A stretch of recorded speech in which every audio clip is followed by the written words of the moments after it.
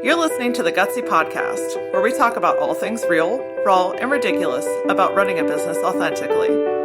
I'm Laura Wallace, also known as the Laura Aura, lover of all things inspirational, owner of Works Graphic Design, and your host on this journey through entrepreneurship. I'm here to help you get out of your head and back into action as a passionate business rock star.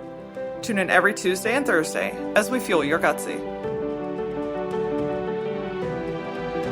This week on the Gutsy Podcast, we're talking all about something that I didn't even know existed until recently, and that's the fear of success. The entire month of February has been extremely weird for me. I have been on this emotional roller coaster. Now, granted, I blame half of it on the fact that we live in Pennsylvania and Maryland, and it's been gray for the last 4.5 months. But the other side of it, I had to really stop and digest, like, Laura, what in the hell is going on with you? I started to really break down what actually is happening. So the very first month's worth of content for this podcast, I planned and recorded in 2 days. Done. The content for February literally took me an entire month. And March is, while off to a little bit of a better start because I planned all the content in 1 day, it still has taken me 2 weeks longer than it should have to actually record the content.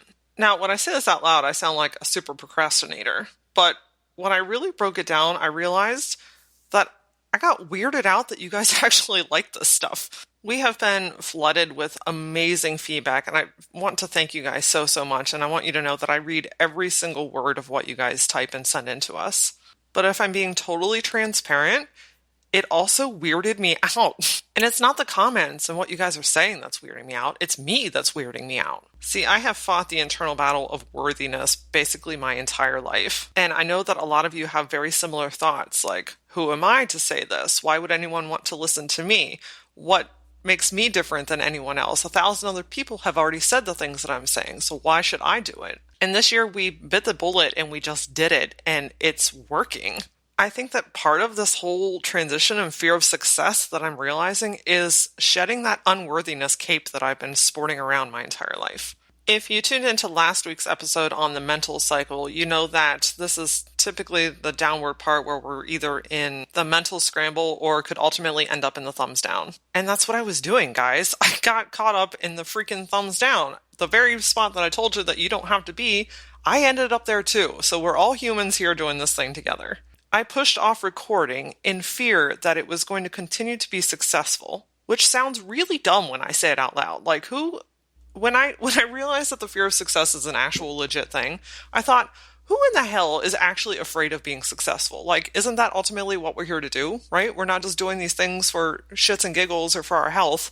Because heaven knows running a business is not just some casual thing you just kind of do. So I started reading. I'm like, I need to find out if what is going on in my head is just my thing, or if this is something that other people experience as well. So I read a few articles online, and then probably more importantly, I talked to a few of my trusted business mentors, people that I can share some of these depths with. And I quickly realized that it's not the success itself that we fear. It's the responsibilities that come with it that we do. It's also questions like, can I keep up with it? What if I can't handle what it needs from me? If I have set expectations, can I maintain that? And what happens if it does work? How am I going to have the time, the money, the resources, the help, all the effort that it's going to require of me? How is it going to affect my personal life and time? I have the idea of building something, but is it actually what I even want at the end? How's it going to change my relationships? And will the people that I care about still be there when I'm at that level that I feel like I'm headed towards? Whew, guys, these are just a few of the thousands of things that I have been thinking over the last couple of months. And I would bet that if you have had a really cool idea and started to see it work, that some of these things may have crossed your mind as well. So today I want to break down a couple of different areas that we find ourselves freaking out when we're headed towards success, so that we can learn how to better manage them and be able to support ourselves and others through the process as well. Now, I'm also going to preface this with I'm literally in this headspace right now, so I'm learning as I go, and I'm going to share some of the initial things that I have found along the way. The first area that makes people's palms sweaty is the fear of responsibility when it comes to success. This is where the question of, if this actually works, can I even handle it, comes into play. Things like, do I have enough time? How am I going to get all these things done? I have made all these promises. Can I fulfill them all? This kind of makes you feel like the weight of the world is on your shoulders, even though you're doing exactly what you set out to do. See, the fear of responsibility, in my opinion, is one of the heavier loads because we put it on ourselves that if we don't do it, it's all going to crash around us. For instance, if I don't record these episodes for you, the podcast kind of dies. That's a load of responsibility, but one that I created. So the antidote to responsibility is delegation. Yes, there are absolutely things that you have to do. Yes, there are things that require your particular time and attention. But there's also a handful of things that you can delegate to those around you to help you execute the entire plan. We tend to put that weight on ourselves, guys. That mentality of if I don't do it, then it's not going to be done right, or I can just do it faster. Well, if you take on 10 tasks that you can do faster than other people, ultimately you're still bogging down your time. The trick is to train those around you to do those tasks efficiently and in a way that aligns with your brand and your message and your overall goals. I was meeting with my team this week and I caught myself a handful of times saying, well, I can just, and I literally called myself out. I'm like, no, I'm not. I'm going to ask you to do fill in the blank task. And it's not because they couldn't do these tasks to begin with. It's just because I carried the burden and felt like I had to do it. Turns out when you're surrounded by awesome rock stars that have the same vision as you, they are more than happy to take some of the tasks off your plate so that they can do what they do best. So give it to them. Let them help you. Because when you allow help in your life, you dilute the load of responsibility. Next up, success means change. And change means getting out of your comfort zone sometimes. Maybe you've always done something a certain way, or allowed certain emotions to dictate your choices and how you reacted to things. Or maybe you've just had certain processes or ways that you've handled things that now require a different method. Change, in a nutshell, tends to freak people out in general. But the changes that you're making to get you towards success aren't negative, they're necessary.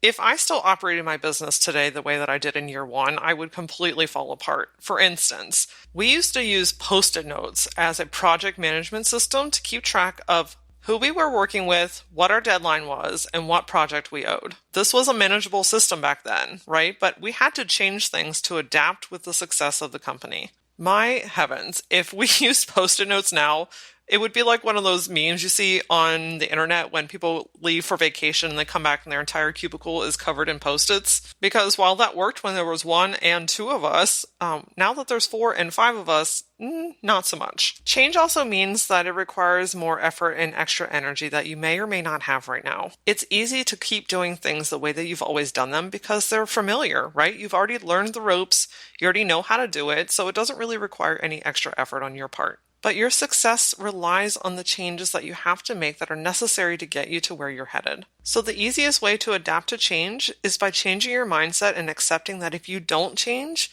you can't get to where you're going. Change tends to be more of this huffy-puffy type of emotion. Like, I get the visual of Tinkerbell, when she gets real pissed off and she just crosses her arms and plops down and she gets all angry. Instead of getting angry at change your mindset to know that you have to change certain processes, behaviors, surroundings, and emotions to achieve the level of success that you're aiming for. Next up is the fear of lack of time. A lot of people might think, oh my gosh, I don't have enough time as it is right now. How can I handle more that may be headed my way? Or if I'm more successful at work, then I'm not going to have time to do anything that's fun. How am I going to have time to have downtime or go on vacation or do the things that I love? There's this whole concept of work-life balance. And honestly, I'm going to call bullshit on it because I think that a lot of us are striving for this beautiful, perfect, harmonious balance. And I really just don't think that it exists. Now, I don't say that to be a Debbie Downer. I say that as a realist to point out that the key to a balanced life is understanding that sometimes the weight needs shifted depending on what needs and requires your attention the most. For instance, if I'm on vacation with my husband and my son, my family requires my attention the most, so I am not working at that point. No, I don't check email. No, I don't check in when I'm on vacation. When I leave, I'm gone. And in the same respect, when we are building up something really tremendous at work and that requires a lot of my time and attention, that's where my energy goes first. We tend to beat ourselves up so much, and I still do this too, so I'm not perfect at it either. But the key to time is being 100% present wherever you are and where your energy is most required at that time. So if it's the fear of time that's flipping you out about headed towards success, Know too that it's temporary, right? It's not going to be 100% demanding, pounding the pavement every single day for the rest of your life. This is a season where your business requires your attention. And if you find that the demand of time for your business is overpowering after a long sprint or even marathon, then that's where that beauty of delegation comes back into play, because there are people around you that want to help. Next up is the fear of uncharted territory. When you're building something you've never built before, or trying something you've never done before, or breaking out of your comfort zone to move some mountains, that can be scary enough in its own, right? Because you're now doing things that you've never done before, which means you have to learn, which means there's probably mistakes ahead of you. It also means there's probably lessons that you're going to learn. And it's so much easier just to stay in your comfort little bubble that you've created. But remember, once you did not know the things that you know now, and you had to learn the things that you had to learn to get to where you are today. And even if it was hard or you fell flat on your face, you're standing strong today, and now you're completely armed with all this knowledge that you didn't have before that helps you make better decisions that make a positive impact on your life. So this uncharted territory that you're marching into right now, know that it's going to give you such incredible knowledge that's going to help you make great decisions, that's going to help you continue to grow your business. This next one is a little hard to swallow because it is the fact that success means I have to work harder. Now, I'm not saying that none of us bust our ass on a daily basis, but when we are leveling up, when we're headed towards something new, when we're creating something that doesn't exist, it requires a whole lot more time and attention, which means that we have to work harder to get to it. Once we achieve a level that we have worked towards in the past, we get to a comfort zone. And once we get to that comfort zone, the pressure isn't as intense, your schedule might be a little bit more lax, and things just kind of seem to be a little bit more easygoing. But when we are reaching the next level, we have to put a lot more elbow grease in to get to it, right? You didn't get to where you are right now by just kind of floating along. At one point, you had to bust ass to get to where you are today. It's also really easy to kind of get stuck in this someday mode, where someday I'll have this and someday I'll have that, and the idea of having it is more powerful than actually doing the work to get to it in the first place. Success means committing to doing the things that need done to accomplish the goal. And that means rattling up your routine. See, a lot of people strive for success, but don't want to put in the extra work that it takes to get to it. And it's not because people are lazy, it's just that what you already know is more comfortable. So to combat this, know that if you don't put in the extra effort, no one else is going to. You have to lead by example and trust that by changing your routine, you're putting energy and momentum behind something that may allow you to live a life that you desire. Success also means maintaining expectations. This is the one that I've been particularly hung up on because I'm like, how am I going to continue to develop and create content that people not only want to hear, but are positively making an impact on their lives? What I've also found is if you get wrapped up in the fear of maintaining expectations, you actually start to put creative blocks on top of yourself. I got real weirded out about creating content for the podcast, which took me 2 weeks longer to record, which created this domino effect that had our audio guy behind, which had our communications girl behind, and all because I couldn't get my shit together. You have to be the one that removes the weight of expectations, because 9 times out of 10, the expectations that we create are within our own heads, not from external sources or people. I also find tremendous power in just being raw and open with people. If we find that we're falling behind on something or we're having a challenge, our first instinct is to bottle up and absorb all the worry and concern within ourselves. But really, if you just tell people what's going on, you say, hey, I need a little bit more time because, hey, I'm struggling because of this. Hey, I could use a little extra help or motivation here. Not only do you create an approachable setting, you also help to set other people up for success as well. Because when you leave people in the dark and they're not sure what's going on, that puts stress on them and again creates this domino effect. I also want you to really consider creating manageable expectations for yourself. Because just because you can do 100 things doesn't mean that you should.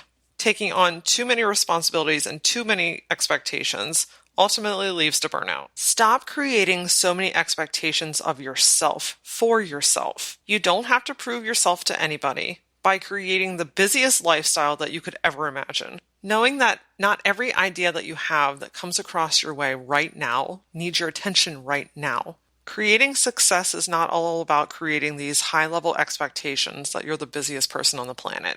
It's honestly about working smarter, not harder. So if you create manageable expectations, things that you can see through to the end, not only are you going to feel successful, but you're going to have the energy to maintain the momentum that you have created. Success also comes with this fear that the people around you are going to change the way that they view you. As people, in general, we put a lot of weight on other people's thoughts and opinions of us. I am super guilty of that as well. By creating more success, naturally you draw more attention to you, which can open up the potential for more naysayers or people with strong opinions of you. It might also open the door for lots of positive feedback, which could add to that level of expectations and being able to maintain that. We also tend to create this fear that if we become successful, that the people that we care about, the people right in the front row in our lives, are going to change the way that they view us. Now, part of this falls on your shoulders, and part of it honestly falls on theirs. If you start to achieve a level of success that you have been striving for,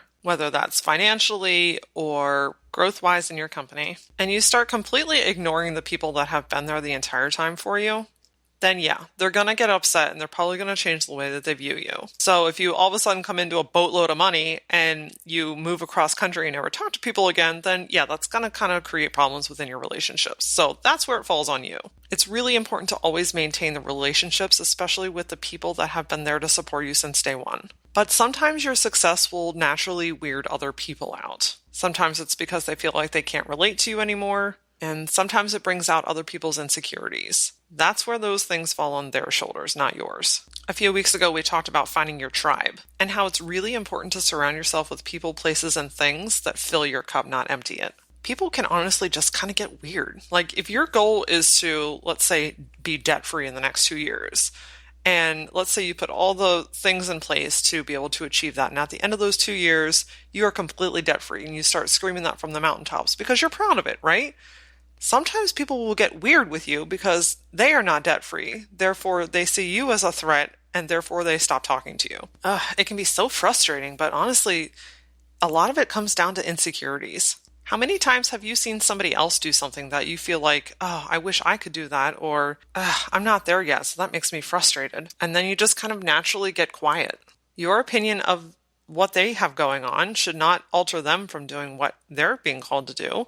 And other people's opinions of what you're doing should not stop you either. Look, everyone's going to have an opinion of what you're doing, whether they like it or not, or whether you like it or not. So you might as well do the thing that you want to do most, that you're going to make a positive impact in the world with. Because people are going to talk regardless of what you're doing, so you might as well be happy with what you're doing in the process. And again, I'll remind you, you do have a tribe. Whether you realize it or not, there are people cheering for you in the front row, in the midsection, all the way in the nosebleeds. I mean, you have people around you that solely believe in your mission and what you're being called to do. Your core people will be there with you as you climb and as you continue to grow. And lastly, the fear of, oh my gosh, what's next? What do I do after this? Really can come into play when you're fearing success. Because you might think, oh my gosh, I did this once. I don't know if I could do this again.